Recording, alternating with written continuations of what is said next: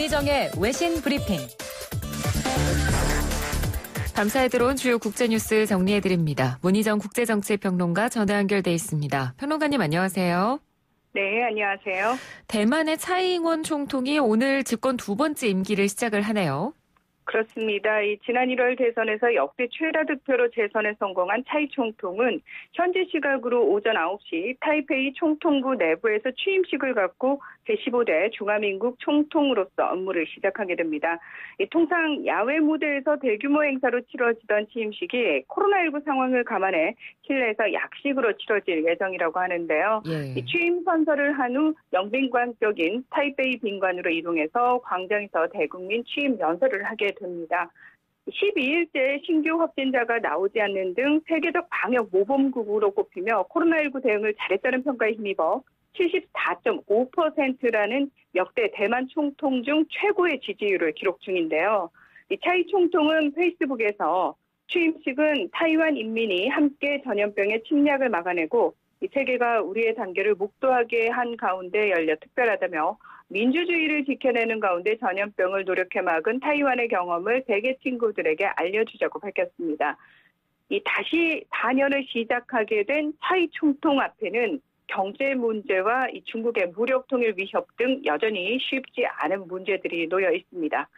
한편 지난 주말 대만 총통부가 해커들의 사이버 공격을 받은 것으로 알려진 가운데 집권 민진당 의원들은 사이버 공격의 배후로 중국을 지목하면서 지난 한 달 동안 관공서와 공익사업에 대한 사이버 공격 건수가 절반 정도 증가했다며 총통 취임식을 방해하기 위한 것이라고 주장했습니다. 네.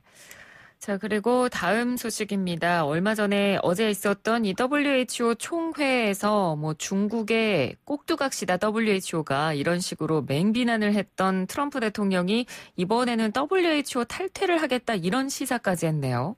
그렇습니다. 트럼프 대통령이 트윗을 통해서 거브리어이소스 WHO 사무총장에게 보내는 4장의 서한을 공개를 했는데요. 네. 이 내용이 어떤 거냐면 WHO가 팬데믹 대응에서 실책을 반복해서 전 세계가 엄청난 대가를 치렀다.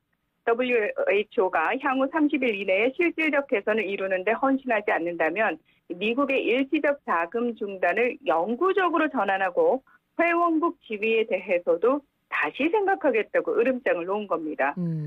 트럼프 대통령은 WHO의 초청을 거부하고 총회에 불참한 상태에서 당 외에서 계속 WHO를 향한 압박의 메시지를 보내고 있는데요. 네. 앞서 지난달 14일에는 WHO의 중국 편향성과 부실 대응 책임론을 물어서 조사가 진행되는 동안 자금 지원을 중단하겠다고 폭탄 선언을 하기도 했었습니다. 트럼프 대통령의 이 강도 높은 메시지에 각국 정상들과 구호단체들은 일제히 비판의 목소리를 내면서 지지와 연대를 강조하고 나섰는데요. 비르지니 바투 헬릭손 EU 대변인은 지금은 손가락질하거나 다자간 협력을 저해할 때가 아니다라면서 다시 한번 연대를 강조했고요. 세르게이 라브코프 러시아 외무차관은 WHO는 규범에 따라 활동하고 있으며 다수 국가와 학자, 의료진 등의 지지를 받고 있다면서 미국이 WHO에 대한 추가적인 공격을 자제할 것을 촉구한다고 강조를 했습니다. 네. 이 상대국으로 지목된 중국 같은 경우도 외교부가 자국의 방역 실패 책임을 떠넘기려 한다. 미국은 중국을 이슈 삼아 책임을 회피하고 자국의 국제적 책임을 WHO와 흥정하려 한다고 강도 높게 비난했습니다. 네.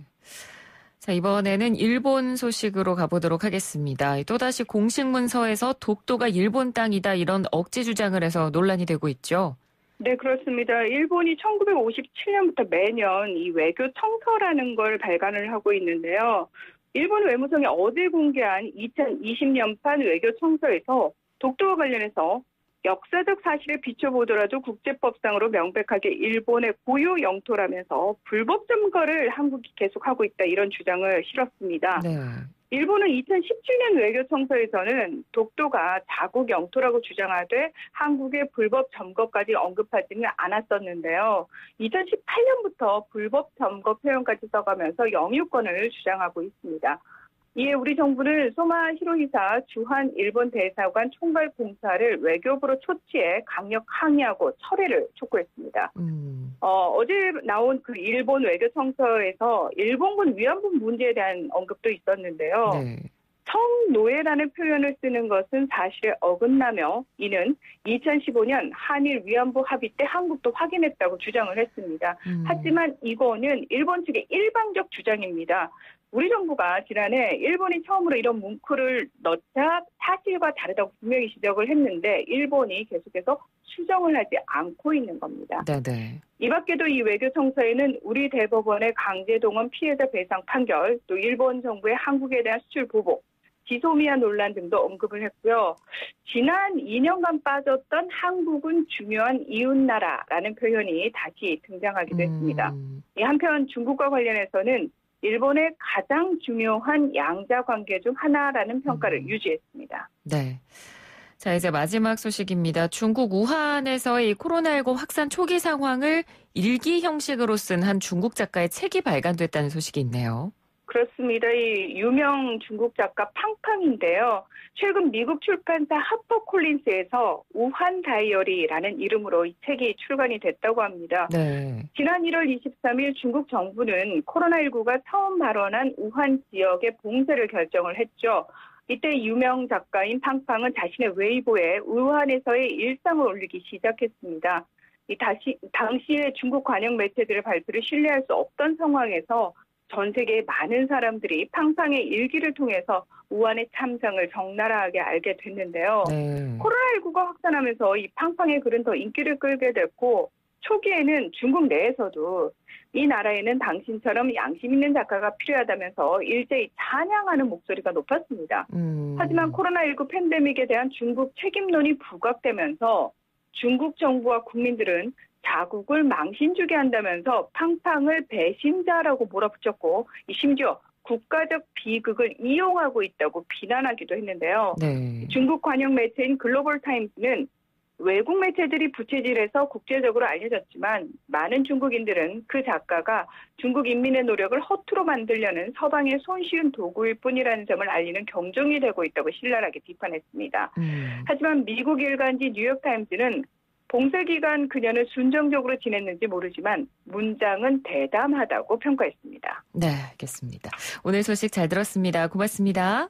네, 고맙습니다. 네, 지금까지 문희정 국제정치평론가였습니다. 1부는 여기서 마치고요. 잠시 뒤 2부로 돌아오겠습니다.